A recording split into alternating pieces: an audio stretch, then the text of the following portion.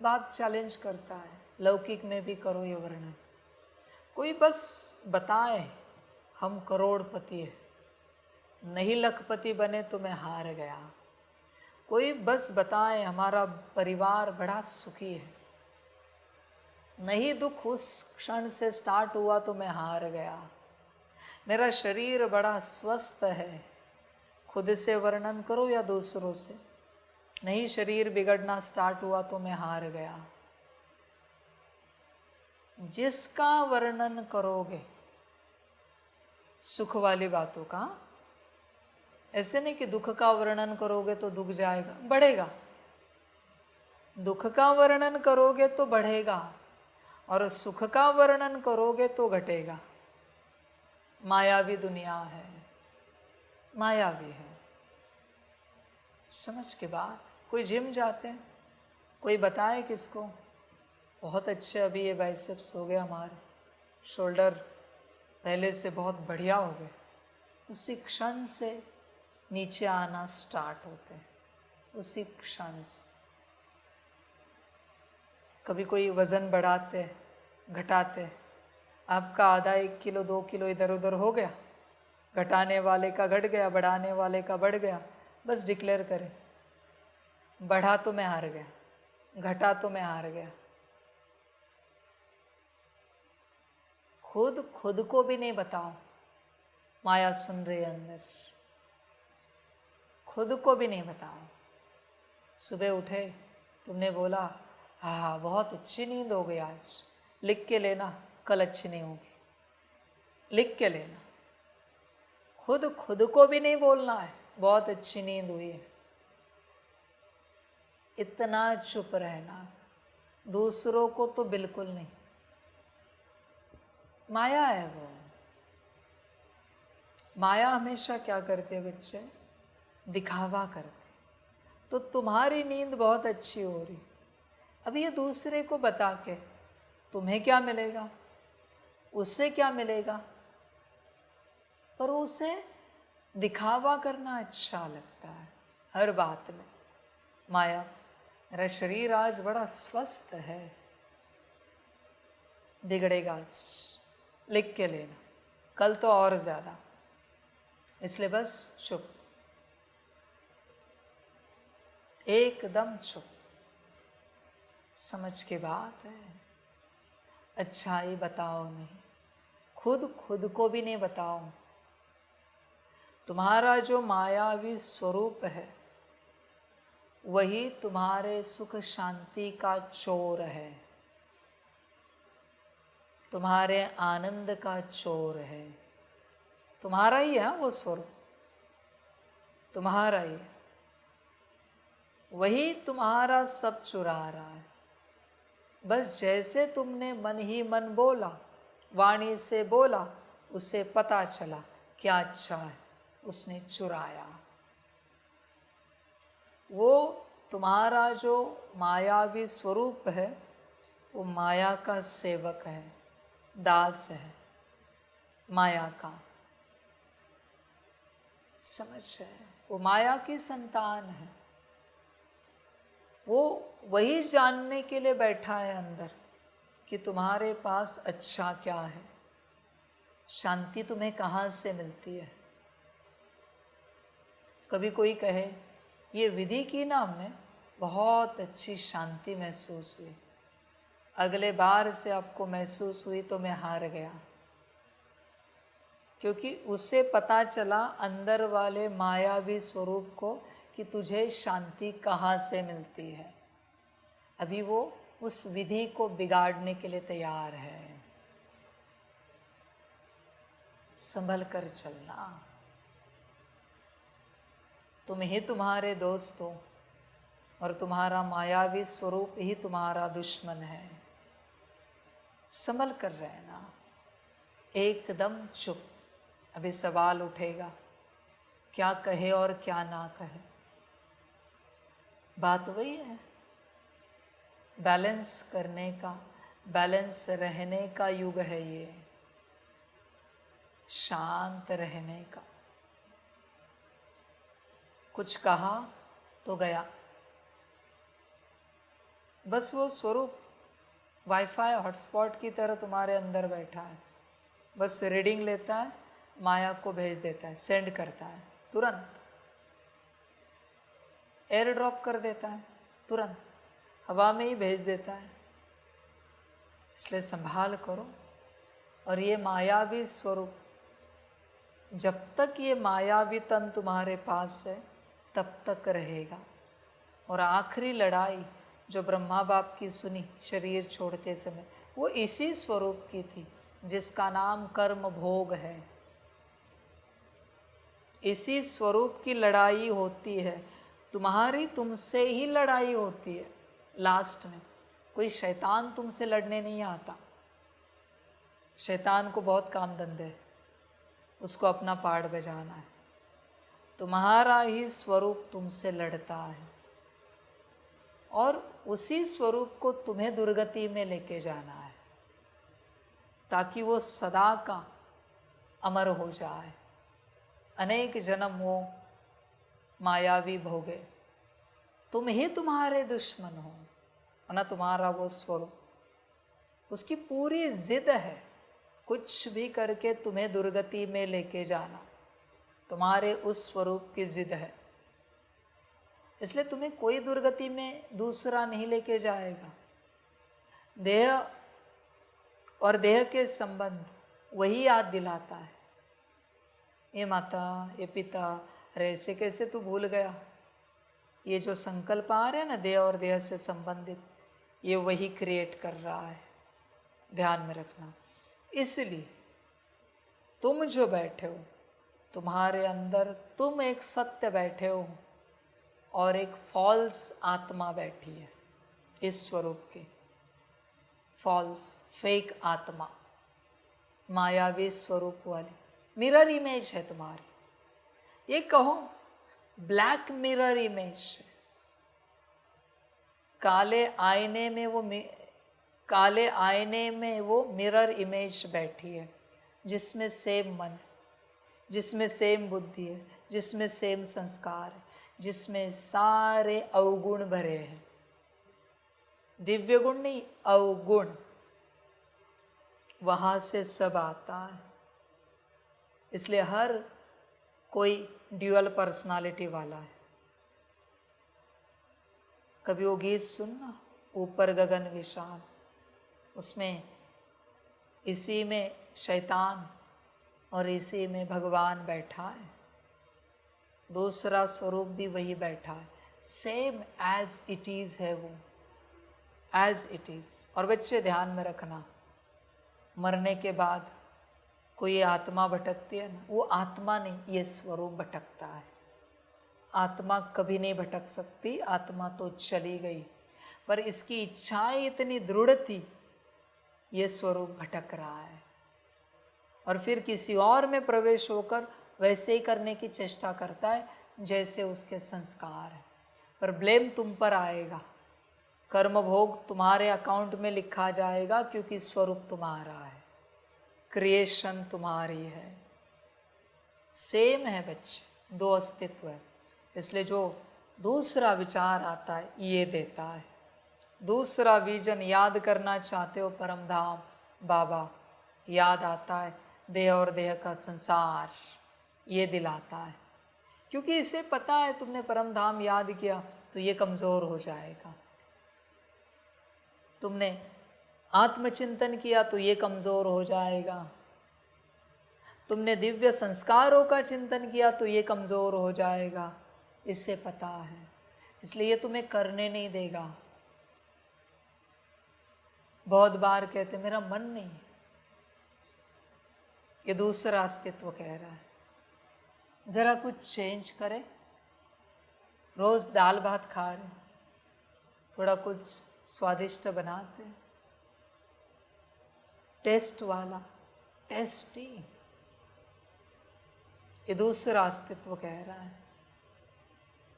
जितना भी कंफर्ट चाहिए ना इस दुनिया का, ये दूसरे अस्तित्व को चाहिए। हठी होगी, इस अस्तित्व को हट से मारने की चेष्टा करते हैं, फिर अस्तित्व भाग जाता है। इसलिए अघोरियों के अंदर ये अस्तित्व नहीं होता, जो ईश्वर प्रति सच्चे हैं, पक्के हैं, उनके अंदर ये अस्तित्व नहीं होता, इसलिए वो बहुत निर्मल होते हैं। सन्यासियों के अंदर ये दूसरा अस्तित्व नहीं होता, क्योंकि इसे निकाल दिया इन्होंने हट से, मार से। तुम्हें राजयोग से निकालना है, ये दूसरा अस्तित्व है। यहाँ मेरे साथ समर्पित होकर भी तुम में दो अस्तित्व है। संसार में चलते तुम अगर माता हो एक और, तुम बहन हो एक और, तुम अगर सास हो एक और, बेटी हो एक और, जितने नाम रूप से तुम्हें पुकारा जाता है रिश्तों से, उतने अस्तित्व तुम में बैठे हैं। इसलिए वही व्यक्ति एक घड़ी में बाप के रूप में बच्चे से बात करता है, दूसरे घड़ी में पत्नी से पति के रूप में बात करता है, तीसरे घड़ी में बहन भाई के साथ भाई के रूप में बात करता है, चौथे घड़ी में मित्र के साथ मित्र के रूप में बात करता है। उतने अस्तित्व है। इसलिए बाप कहता है देह और देह के सारे संबंध भूलो, बस मेरा तो एक शिव बाबा। जितने रिश्ते तुम्हें याद है उतने अस्तित्व तुम में बैठे। अभी इतने सारे अस्तित्व मिटाकर फिर सबसे बड़ा अस्तित्व है खुद का, दूसरा उसे मिटाना है, तब अपने अस्तित्व में आएंगे। कोई मामूली बात नहीं है, मामूली ज्ञान नहीं है, मामूली खेल नहीं है। तुम अभी भी अटके हो उन अस्तित्वों में, देह और देह के संबंध में। अपने अस्तित्व को कब मिटाओगे? अशुद्ध, वो तो कहाँ का कहाँ है और वो कितना मजबूत है जानते हो? 63 जन्मों में जितने रिश्ते तुम्हारे साथ पाठ बजाए, प्रमुख रिश्ते भी और सब रिश्ते भी, जितने व्यक्तित्व होके गए 63 जन्मों में, इन सबका मिला के एक अस्तित्व है। सोचो कितने होंगे। अगर माता पिता तुम एक अस्तित्व, तो उसमें से पति या पत्नी पकड़ा 3, 2 बच्चे 5 अस्तित्व के साथ तुमने पाठ बजाया है, तो 63 × 5 कितने हो गए? 6, 5, 300 और 3, 5, 15, 315 अस्तित्व है तुम्हारे अंदर। 315 अस्तित्व का बल है। कब निकालोगे? कब निकालो? 315 अस्तित्व बैठे। ये मैंने मिनिमम का है। मंत्रीगण होंगे, प्रधान होंगे, और ऐसे नहीं कि एक राजा की एक ही रानी होती है, एक ही बच्चा होता है या 2 ही बच्चे होते हैं। चाचा मामा काका भी होते हैं जिनके अंदर बुद्धि अटकी होती है, सास ससुर भी होते हैं। प्रजा में से कोई ऐसे होते हैं जो बहुत अच्छे होते हैं तो मन अटका हुआ होता है। कितने अस्तित्व है भाई। ये ज्ञान कोई ऐसे ही नहीं कि ऐसे चले और मिल गया वर्षा। बहुत बातें हैं गहरी, समझना पड़ता है।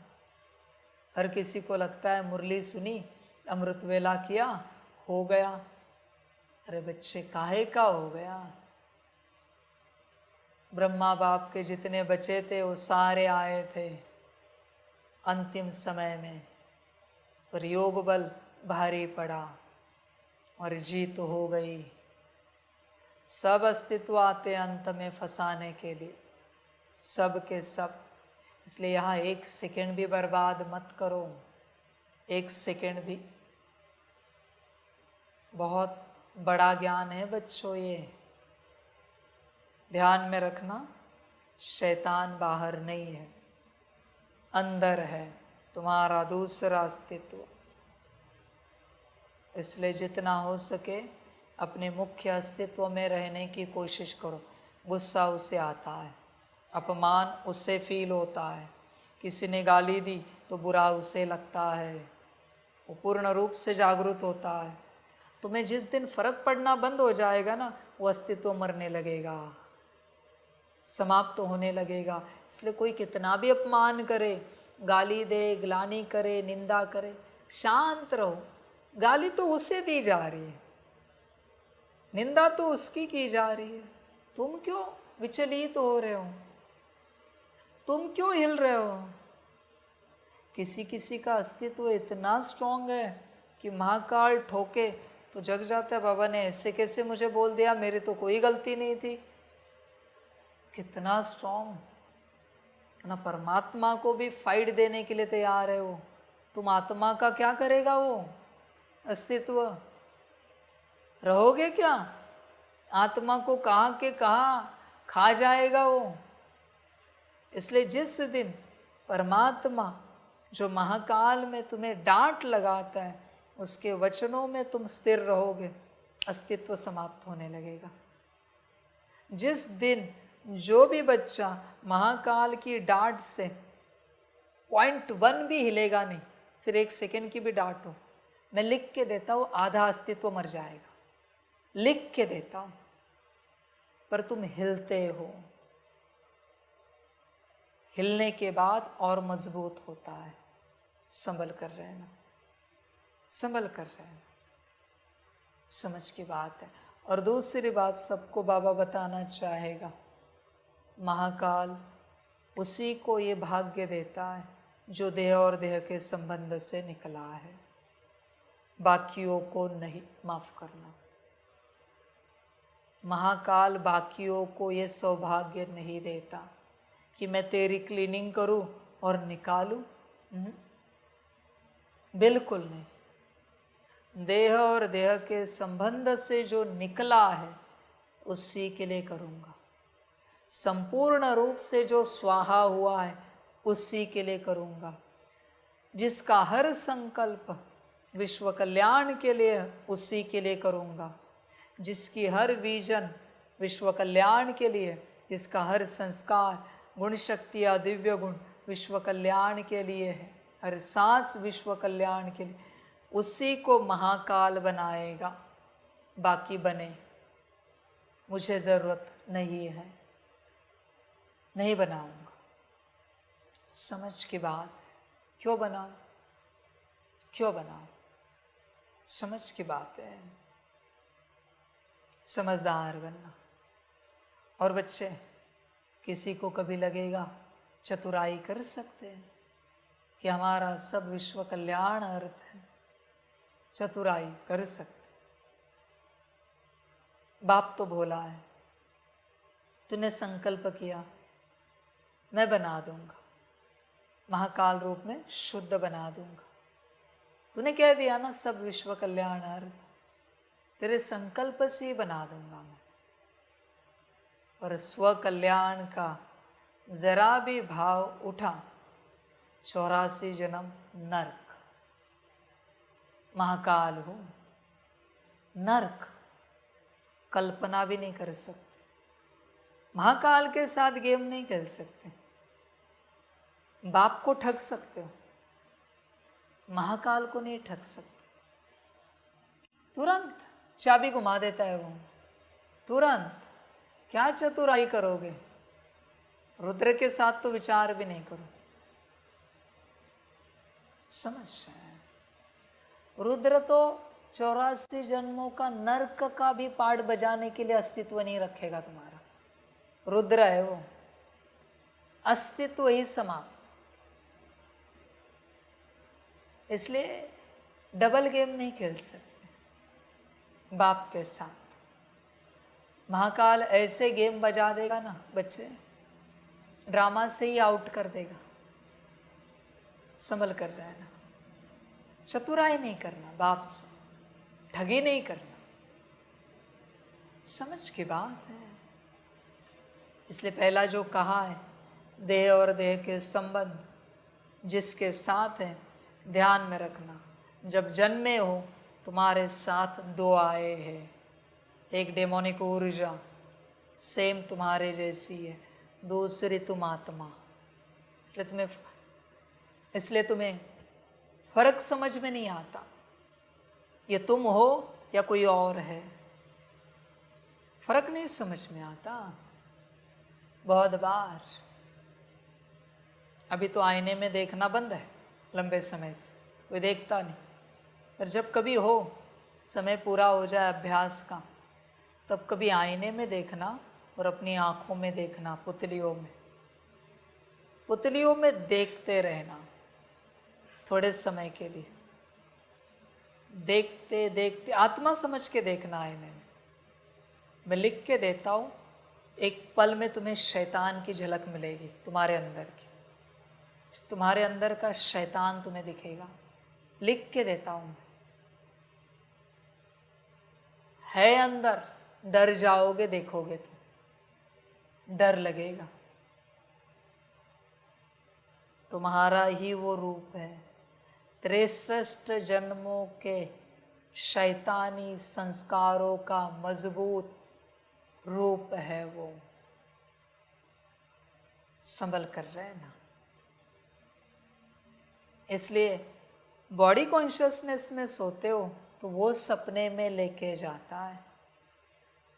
सोने से कम 1 घड़ी पहले 24 मिनट बच्चों मोबाइल नहीं इस्तेमाल करना चाहिए, कम से कम 24 मिनट, बाकी करो।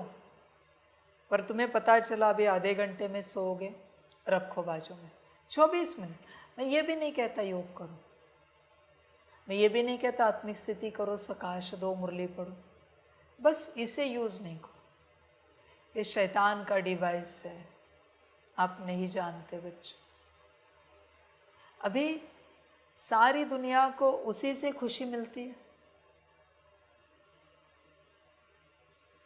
अब बच्चों में वो ताकत है इसे कचरे के डब्बे में फेंकने की, क्योंकि मेरे बच्चे हो।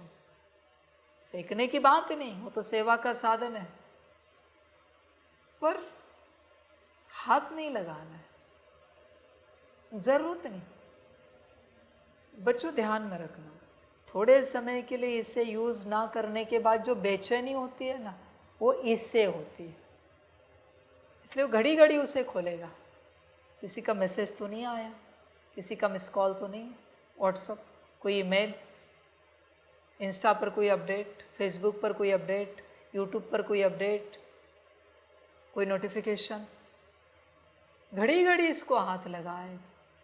ब्लैक मिरर है, हाँ? मोबाइल ब्लैक मिरर है, पता है ना? ध्यान में रखना, जानते हो ना इसे? ब्लैक मिरर है, काला पूरा। समझ है बच्चे, समझदार बन। ब्लैक मिरर है वो। और कभी सर्च कर गूगल पर बैठकर, ब्लैक मिरर किस चीज़ के लिए इस्तेमाल किया जाता है। कभी सर्च कर गूगल में, यूट्यूब में सर्च कर। लैपटॉप ब्लैक मिरर है, टीवी ब्लैक मिरर है, ये सब ब्लैक मिरर है। कौन इस्तेमाल करते, किसके लिए इस्तेमाल करते, ये ज़रा रिसर्च कर कभी टाइम मिले तो, और फिर तू सोच करना है नहीं करना है। बस ध्यान में रखना, तेरे अंदर तेरा एक खतरनाक अस्तित्व बैठा है, बेहद खतरनाक। 5 और 5 10 रावण के मुख दिखाते हैं, ध्यान में रखना। उसको 63 × 10 630 मुख है, सिर्फ 10 नहीं है, 63 जन्मों के 610 मुख है, सिर है उसको, 610 बुद्धियाँ है उसके पास, 610 मन है, 610 संस्कारों के स्टोरेजेस है। इतना शक्तिशाली, और तू एक आत्मा। ध्यान में रखना, 63 रावण के साथ तेरी लड़ाई है। उस महाज्ञानी महापंडित को मत देख, वो तो पूजनीय थे, महाज्ञानी महापंडित थे, समझ की बात। सारी इसलिए बच्चे अपने में आ, एक सेकंड भी व्यर्थ नहीं गवा, पूर्ण रूप से अपने में आ, समझदार बन, होश में आ, वरना गफलत हो जाएगी, गड़बड़ हो जाएगी। अपना अस्तित्व 63 अस्तित्व के बीच फंसा हुआ है। 63 इंटू रिश्तेदार जितने भी होंगे, समझ के बाद होश में आओ बच्चे, पूर्ण रूप से। इसलिए आत्मा को कुछ और नहीं लगता,